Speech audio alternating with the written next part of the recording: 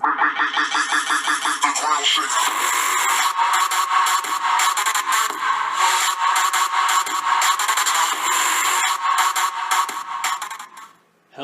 hello, hello. Welcome to another edition of Chris Paul vs. the World. I'm Josh Roop, filling in for your regular host, Jason Roebuck. Unfortunately today, both Jason and Paul could not make it. Jason's family's in town today, and they're actually going out on a fishing trip to Lake Monroe later. And Paul actually went back up to Indianapolis. He's got some family out in Phoenix, so he's actually flying out to the Monday night game tonight. Cardinals, Ravens. We'll get to that in a minute, along with the Indiana Pacers and an IU basketball preview. But before that, I'd like to hit a few housekeeping items. On our website, you can go to www.cp3versustheworld.blogspot.com on your desktop computer, and we have 4 polls up and running. They're a wide range of questions, mostly NBA focused questions, but we were also talking last night. One of the polls is, what sport is it easiest for a rookie to dominate? And between the big 4 American sports, me and Paul agree with NHL. Roebuck was kind of leaning NBA, MLB with the athleticism factor. So we'll get right down to it. For the Monday night game, as I said earlier, Cardinals-Ravens tonight, 8:15. Should be a good one. Cardinals coming in 5-1, Ravens 1-5. Struggled a lot, and it's raised the question, is Flacco elite? And it's tough to say at this point. He's played very well a couple games throughout the year, and then he's been absolutely miserable for a couple. But I don't know if you can really put that much of the blame on him.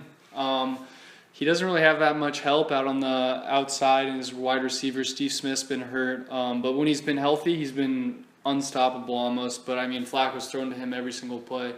Drafting Max Williams, tight end out of Michigan, helps a lot. But that's going to help in maybe 2 or 3 years. It's not really seeing any immediate benefits to the Ravens at this point. Outside of Steve Smith, Kamar Aiken, and Brashard Perriman, who was a first-round pick this year, kind of been his go-to guys. Perriman was hurt for the first 4 or 5 games, been out for with a leg injury, but he's come back, and it looks like he's probably Flacco's number 1 wide receiver option going forward after this season. It sounds like, or it doesn't sound like, it is true that Steve Smith will be retiring after this season. So Perriman will probably slide into that number 1. And it raises the question, what else are the Ravens going to do this offseason to help Flacco and help them play better? Because Torrey Smith last year, maybe he wasn't the most consistent or most reliable option, but he's got speed, and there were a couple games where he was putting up 100, 130-plus yards and a couple touchdowns. So remains to be seen how Flacco is going to be able to produce with the receivers he's been given at this point in the season. He's had the benefit, I guess, of Forsett being more of a catching running back than he's better at it than most of the other backs in the league, so that's helped him out a lot. A little speedy back. But he still needs help, and I mean, it doesn't stop at the offensive end, offensive side of the ball. Defensively, they just got screwed losing Terrell Suggs first game of the season. Really the backbone of their defense, a guy who's been in Baltimore for a while, just one of the most intimidating players in the NFL. And to lose him at the start of your season really derails a team, especially with a young defensive team in that front 7 on the defensive line and the other linebackers. So that was definitely a blow for them. And then they've also come under some heat for their secondary. But people have been saying, especially the media on ESPN, that their secondary is atrocious. But, I mean, they have playmakers. Jimmy Smith is one of the best cornerbacks in the league. And Will Hill, also great safety option. And Ladarius Webb, he's getting up there in age, but, you know, he's still playing at a high level. So I don't know if the Ravens will be able to turn it around from 1-5, especially in their division. It's going to be tough. Cleveland, definitely the worst in their division. Pittsburgh struggled a lot, losing Roethlisberger. But looks like the Bengals are just going to run away with it, 6-0, undefeated at this point. Dalton's playing out of his freaking mind. And their defense is stepping up too, making plays. So it'll remain to be seen if the Ravens can step it up. I guess on the opposite side of the spectrum, the Cardinals are flying high at 5-1, or I guess 4-2. My mistake. Top the NFC West. First in the division, Rams sitting there at 3-3, coming off a win against Cleveland this weekend. This Cardinals team, I think, is probably the most thorough of the Bruce Arians era. Side note, wish he was back in Indianapolis coaching, but we'll get to that later. Yeah, this offense, the offensive line has been very solid for them. It's allowed them to get their running game going with Andre Ellington, really some power running. And then the offseason signing of Chris Johnson really lets them switch it up a lot on the offensive side of the ball. They can go hand it off for a power, hard 5-yard gain with Ellington, and then Chris Johnson can break a 20, 25-yard run just like that. Then the wide receivers have been stepping up. Fitzgerald was a little down last year. Not as good as he's consistently been. Some people were saying that maybe he wouldn't be as good this year as he has been in the past. And Michael Floyd's been down as well, but he just hasn't got the targets that I guess the other wide receivers have gotten. And then John Brown, one of my favorite younger wide receivers in the NFL at this moment, has looked phenomenal this year. One of the true speedsters in the NFL, up there with Emmanuel Sanders, T.Y. Hilton, Martavis Bryant. So he has been great for them. Carson Palmer has been relying on him a lot and then switching it up when he needs a touchdown, throwing to Larry Fitzgerald. On the defensive side of the ball, they have one of the best cornerback and overall secondary built teams in the league. Patrick Peterson, Alfonso Denard, Gerard Powers, and then, of course, Tyrone Matthew. Really brings it all together into one cohesive, strong unit. They're a little young in the linebacking core, I'd say, but they've been really playing well, and Calais Campbell up there on the defensive line really anchors them. I guess moving on from Monday Night Football, we'd like to go into, switch it up a little bit, go into the NBA for an Indiana Pacers preview. The first question we want to start off with is, can Paul George make the leap? I mean, he's coming off the gruesome injury at Team USA minicamp scrimmage. So, and he has looked very good in the offseason. One game I know he put up 32 points in about 22, 23 minutes playing time. So he has looked good. He looks bigger than he has in the past, more built. He's been dunking the ball too. It looks like he's not afraid to really go after it and use his athleticism again. And that's something that you're always afraid a player returning from such a gruesome injury and who has such an athletic history in the past, whether they'll be able to sustain their athletic ability, not so much physically, but also mentally. You know, getting that habit of really going at guys like he used to, just dunking on people like he did to Chris Anderson in the 2012 Eastern Conference Finals game. Outside of that, I think he just has to score consistently this year.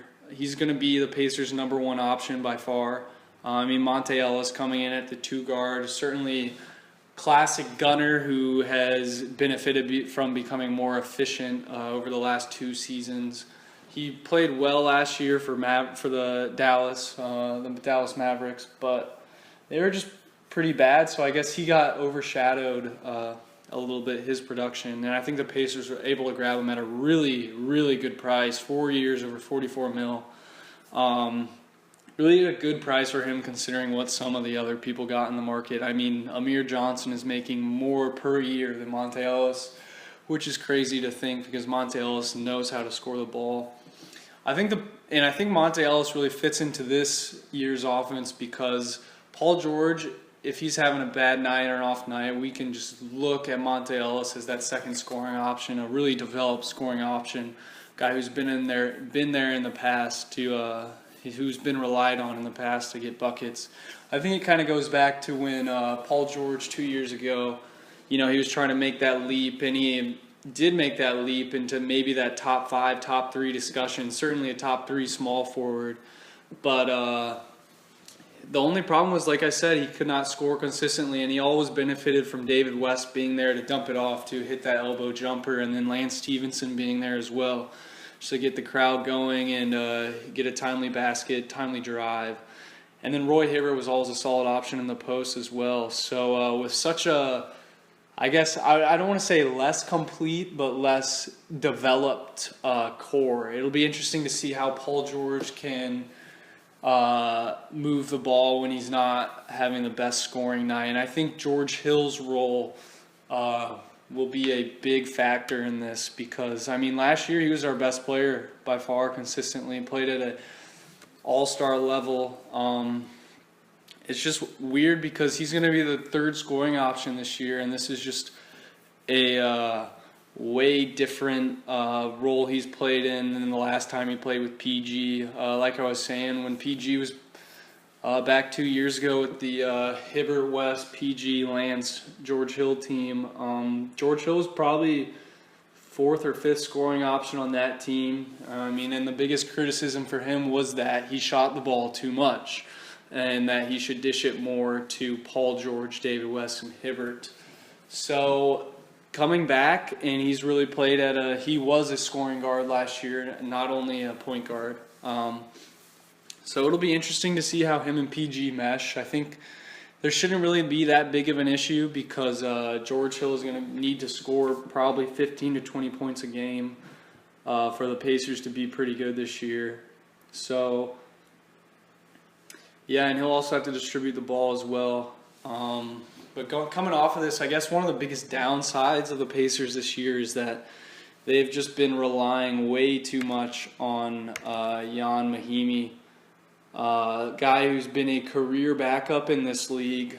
I guess he has some comparisons in size to Hibbert. He's like not a poor man's Hibbert, but a smaller, more agile Roy Hibbert without the defensive instincts that Big Roy has. So he's just going to be thrown into a starting role, it appears, with the lineup of George Hill, Monte Ellis, C.J. Miles, Paul George, and Jan Mahimi. And,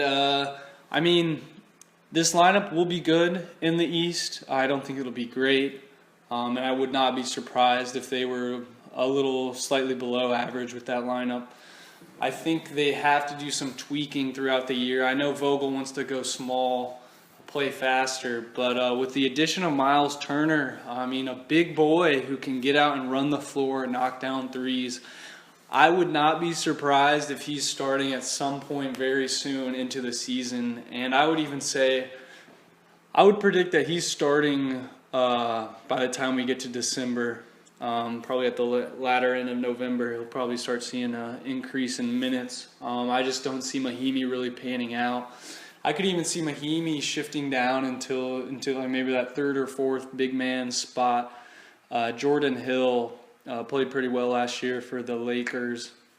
It remains to be seen if he can get that production in a Pacers jersey. And then also Lavoy Allen, I think, just based off how he will play for the first couple weeks of the season, I think he will gradually get more and more minutes in this Pacers rotation. He has that Tristan Thompson rebounding X factor, just that guy who knows how to get rebounds.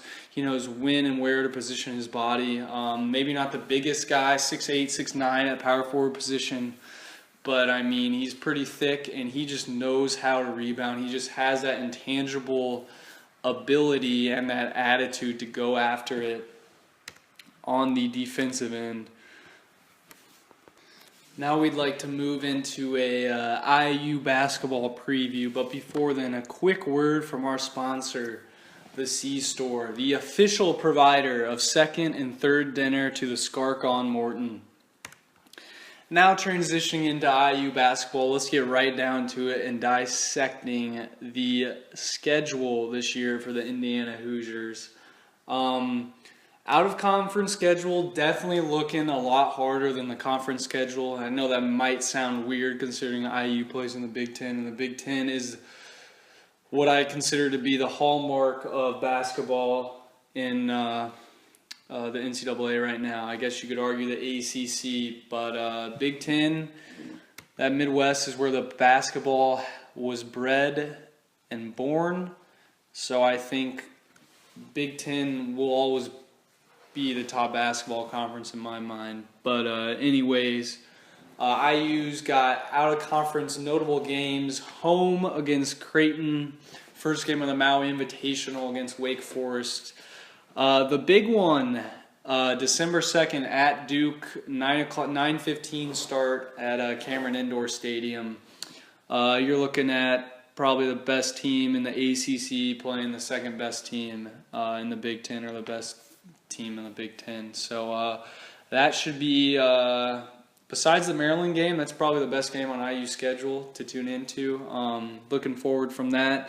December 19th, Notre Dame Crossroads Classic, a team that's been listed a couple times in preseason poll rankings. I don't know if they'll get into the top 25 before the season starts, but look for them to be up there once IU's playing them. They have a solid ball club up there. Demetrius Jackson, VJ Beachum, and they have some experience in their big men, so that should be interesting. Going back to the Maui Invitational, I think this is really an opportunity for IU to cement itself as a national power this year. Wake Forest, they should be able to handle pretty, don't want to say easily, but pretty well. Outside of that, the two other big names playing in the tournament, UCLA and Kansas. IU would not be facing them until the final, possibly, or their third round. IU would play the winner of Vanderbilt St. John's following the Wake Forest game, or winner or loser, I guess, depending on how they play Wake Forest. But I'm assuming they win. So I think looking ahead out of this Maui Invitational, you really see IU versus Kansas as the big game. Certainly one of the biggest Maui Invitational championships in recent memory. I know Butler's been there a couple times in the past 3 or 4 years, so it's been kind of down, I would say. I haven't really been, I guess the world really hasn't been paying as much attention to it. But Maui Invitational looks like they got a really solid field this year. St. John's could be sneaky good. Vanderbilt's always solid. UCLA could be up there. UNLV even. They had some good additions over the summer. Good luck Okanobo, power forward, number 19 overall, class of 2015. He should be very solid for the Runnin' Rebels. And then Chaminade, the school that hosts it. I mean, they should be walked all over, but it's for the event. And I guess coming off of this, the non-conference schedule, or the conference schedule, like I mentioned earlier, is really not as bad as you would think. They're home and aways with Nebraska, Wisconsin, Minnesota, Illinois, and Iowa. All 5 of those teams are predicted to finish outside the top 5 in the Big Ten. So I would consider all those games wins. I don't know how bold that is at the moment. I think at Iowa could be difficult because it's always tough going in there and playing. Wisconsin at Wisconsin is probably one of their more moderately difficult games out of conference play. And then historically, they just haven't really ever played well at Minnesota. There's just something about playing up in the barn that they're up there that the Hoosiers don't like. So outside of that, though, Rutgers, Nebraska, those should both be wins. They get Ohio State at home. Only time they'll face Ohio State. Northwestern at home.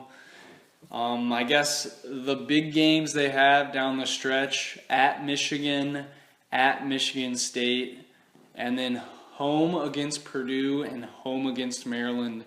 I think them getting Purdue and Maryland both at home is incredible for their hopes at winning the Big Ten this year. Purdue number 25 overall in preseason polls, Maryland number 1. It's looking like Maryland IU March 5th, last game of the season, could be a perennial top 5, top 3 matchup even if the Hoosiers can pull it all together like people are saying they can. So it should be interesting. Hopefully I get tickets to the Maryland game. That would be spectacular. But after looking at this schedule, I think probably their most losable games are at Duke, at Michigan State, home against Maryland, and home against Purdue. But I hope that they can beat the Boilermakers here in Bloomington, because that was just sad last year seeing them lose to Purdue. 2 years ago when Octius just went off at home or in Bloomington. So that was pretty disappointing. So hopefully they can turn it around, beat Purdue.